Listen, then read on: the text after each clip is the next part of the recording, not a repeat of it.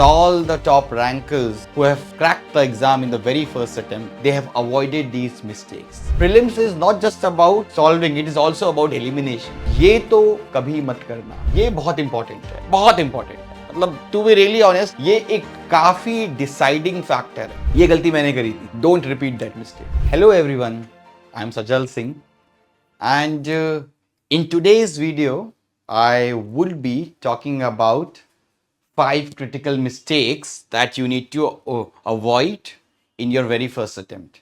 So this video is applicable for aspirants who are giving the exam this year and also who have just started preparation. Because all the top rankers who have cracked the exam in the very first attempt, they have avoided these mistakes. So these 5 mistakes, if you don't avoid them, then it can cost you an attempt, right? So before we start, just give you a glimpse that we have launched one-to-one mentorship program at Sarthi IAS. I would be leading that, and in that program we will be along with the classes, so it's part of the GS Foundation Plus batch.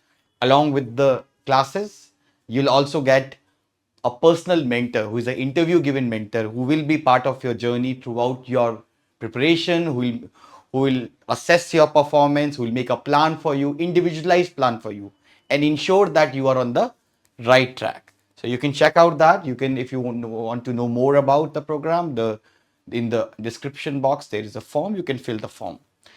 Moving forward to the main component, which is the mistakes. So first and very important, too many resources. I mean, I would like to tell you a funny story that when I was in my college and I had a cousin who used to, prepare for UPSC in state, and he was preparing for last 7-8 years, and despite that he was not able to clear even prelims. I used to go to his room in Mukherjee Nagar and I used to see कि एक subject की कम से कम 15 books है, and I used to feel कि यार इतना कुछ पढ़ने के बाद भी this person how is not able to clear prelims, right? At that time I was very confused कि यार ऐसे कैसे होता है. Then when I started preparation myself, then I got to know कि भाई देखो जितने भी लोग हैं, जितने भी लोग की रैंक आई है, वो सबका एक source 2 source maximum, right? So the idea is that you are not here to become a baba, you're not here to become a genius or a PhD. You are here to crack the exam, and to crack the exam the only mantra is minimum resources, maximum revision, right? So एक ही अच्छा source रखो, उसको बार बार revise करो. that's the way to go forward. ऐसा नहीं हो सकता है कि आपने हिस्ट्री की 8 बुक ले ली, पॉलिटी की 6 बुक ली. नहीं, एक अच्छी बुक मैक्सिमम 2, उसके बियॉन्ड नहीं जाना है. So minimum resources, maximum revision, that is the thing that will help you crack the exam. ज्यादा रिसोर्सेज आप करोगे, आप रिवाइज नहीं, क्योंकि क्या होता है हम लोगों में एक आदत होती है कि हम जाते हैं मार्केट में, हमें लगता है अरे ये तो अच्छी मैगजीन लगी, चलो ले लो, ये तो अच्छी बुक लग रही है, ले लो. कोई फायदा नहीं है, कोई फायदा नहीं. You don't have to make a library here, right? One good source that has been recommended by the toppers, use that and revise that.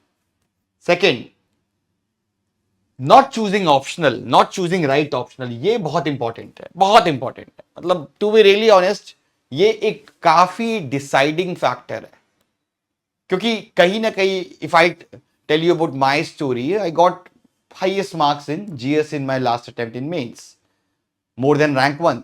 Despite that, I was not in the list. Why? Because I got very less marks in optional, right? And the rank 1 got 350 in optional, right?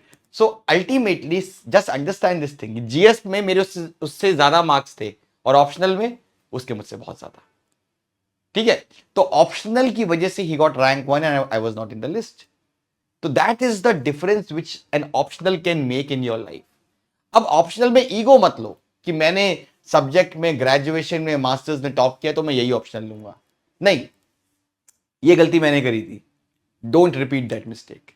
ठीक है ना?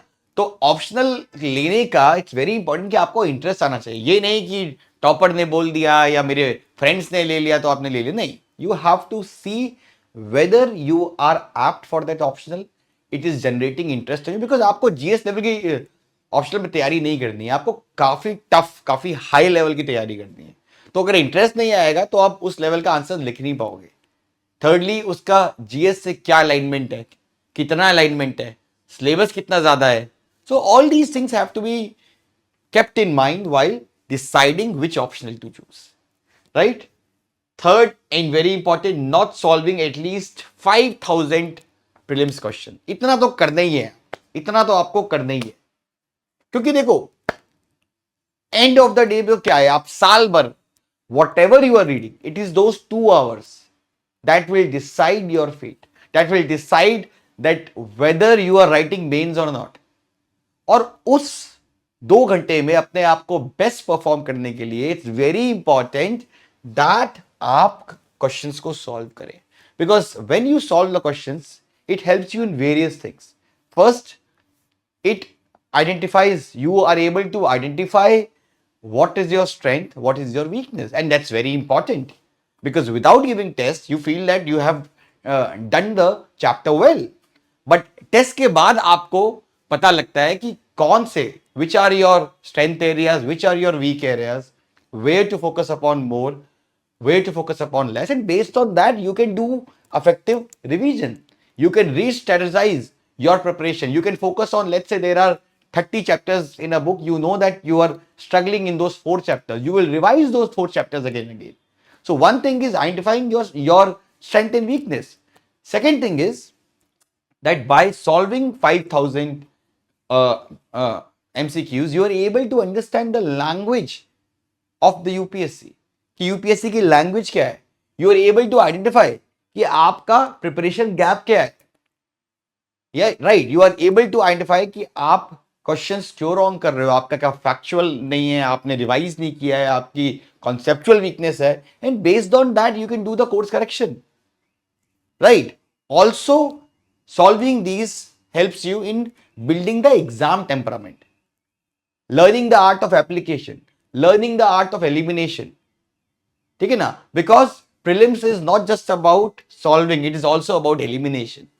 आपको 3 गलत options को eliminate करना है, और वो आप बेस्ट तभी सीख पाओगे जब आप एमसीक्यू सॉल्व करोगे.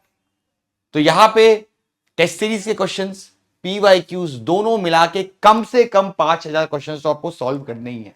ये बेयर मिनिमम है, इसके जितना ऊपर जाओगे करोगे. I mean I have one of my student who got a top 100 rank. कई साल से उसका प्रीलिम्स नहीं हो रहा था, and he solved 12,000 questions and that's how he cleared prelims. ठीक है ना. तो ultimately by solving MCQs in the later stages of your preparation, आप टेस्टिंग बेस्ड लर्निंग कर रहे हो. मतलब टेस्ट दे रहे हो, टेस्ट से आप अपने वीक एरियाज आइडेंटिफाई कर रहे हो और फिर उसको लर्न कर रहे हो. ठीक है ना. And that is the most effective strategy for cracking prelims. Fourth, delaying answer writing till the very last. ये तो कभी मत करना, because this exam is all about answer writing. It is the answer writing that differentiates an aspirant from a topper.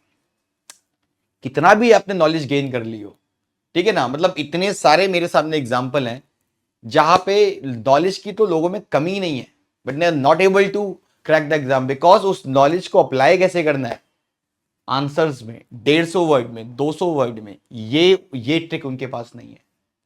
और गलती क्या करते हैं एस्पिरेंट को, लगता है पहले पूरा सिलेबस कर लेते हैं फिर आंसर राइटिंग स्टार्ट करेंगे. भाई आंसर राइटिंग स्किल जो है वो लास्ट मिनट में डेवलप नहीं होती है, आपको वो साथ साथ करनी पड़ेगी. अनिमेश प्रधान ने कम से कम 50 टेस्ट लिखे मेंस के, तब जाके उसकी आंसर राइटिंग इंप्रूव हुई है. तो आंसर राइटिंग जो है it is very very important कि आंसर राइटिंग आप लास्ट स्टेज तक नहीं छोड़ना है. आपको दिसंबर तक मेंस रेडी रहना है. एंड व्हेन वी से आपको दिसंबर तक मेंस रेडी रहना है, इट मींस कि दिसंबर तक आपको आंसर राइटिंग अच्छे से तैयार करनी है, क्योंकि प्रीलिम्स और मेंस के बीच 2 महीने तक का गैप है. उस गैप में क्या करोगे आप, उसमें फाइनल पॉलिशिंग होती है आंसर्स की, जो आंसर राइटिंग स्किल्स की what is working with you, वो आपको प्रिपरेशन की स्टार्टिंग में ही करना है. ठीक है ना. शुरुआत में you don't have the content, you Google it out, but at least start writing answers. ठीक है ना। और एक चीज मैं आपको और बताता हूँ, आंसर राइटिंग अगर आपने किसी भी टॉपिक पे कर ली तो आपको 6 महीने बाद भी वो टॉपिक याद रहेगा। तो आंसर राइटिंग जो है it is also very important for revising a topic, ठीक है ना। और आंसर राइटिंग का जो लेवल अभी हो गया है ना, अलग लेवल है। तो अल्टीमेटली, और एक चीज और, रैंक 1 भी कोई आंसर राइटिंग सीख के नहीं आया था। Answer writing is a skill that has to be acquired with time. And lastly, ignoring CSAT. Ignoring CSAT, बहुत सारे लोग, मुझे पता है इतने सारे बच्चे जो मुझे पता है टॉप 50 में आएंगे, टॉप 100 में आएंगे, और उनका प्री भी क्लियर हुआ है बट उनका सी सैट रुक गया। सी सैट का लेवल टफ होता जा रहा है and we cannot ignore CSAT because all your efforts will go into vain if you fail in this qualifying paper. I have failed in Hindi once in mains and I can tell you the pain of that. It literally shatters you कि आप qualifying exam में fail हो गए, ठीक है ना। सो C SAT को आपको इग्नोर नहीं करना है, दैट्स वेरी इंपॉर्टेंट, ठीक है। तो आई थिंक ये 5 क्रिटिकल मिस्टेक्स सबसे ऊपर आई वुड से कि ये तो आपको हर हाल में अवॉइड करनी है if you are aiming to crack this exam in the very first attempt. So this is all from my side. I'll be back again with a short video. Thank you.